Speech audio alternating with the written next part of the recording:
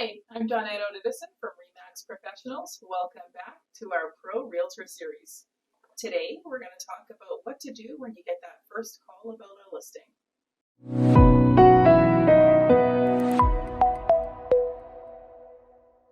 So, you're a new realtor.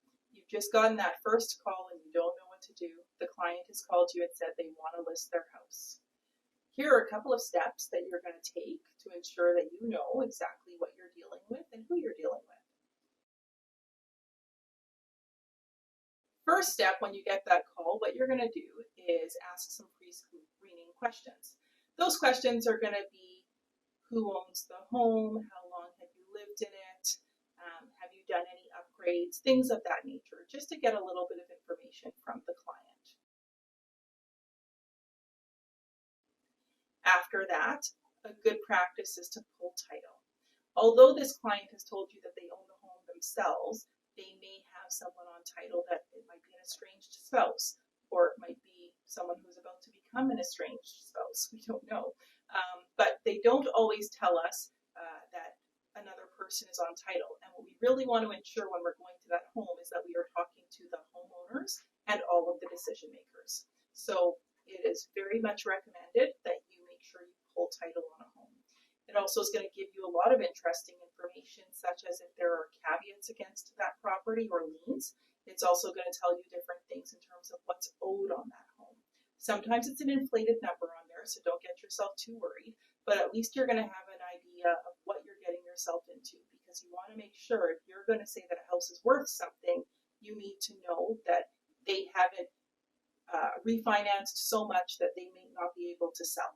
All of that's probably going to be in another video though. So after we do the pre-screening phone call, we've pulled the title, then we're going to do a little bit of a pre-CMA. We're going to go on Matrix. We're going to look at the area of the home and see if we can identify within a certain parameter how much that house should sell for. We're doing all of this information before we go into the house and meet with the client. When we go to meet with the client, we want to be able to sit with them and have a fruitful conversation. We're going to want to make sure we look through the house, see any deficiencies, see any upgrades that they have, ask them some more pointed questions about the home, their timelines, etc., and ultimately figure out if it is that we want to work together.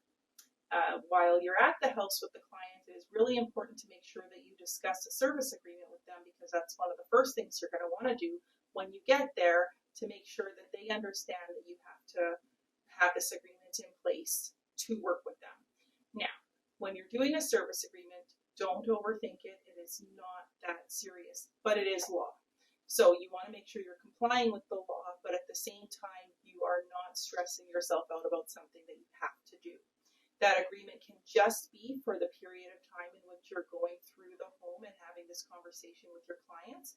And then if they decide that they want to work with you and you want to work with them, you can extend that service agreement to a further time frame.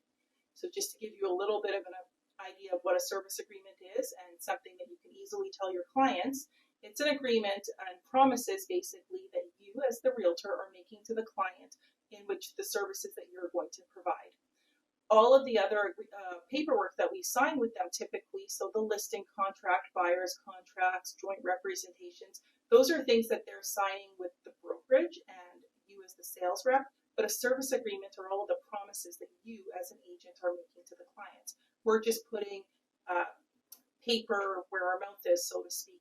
And so that's really all you have to explain it as, and then it doesn't become such a daunting thing for you or for the client, and then you can just move forward from there.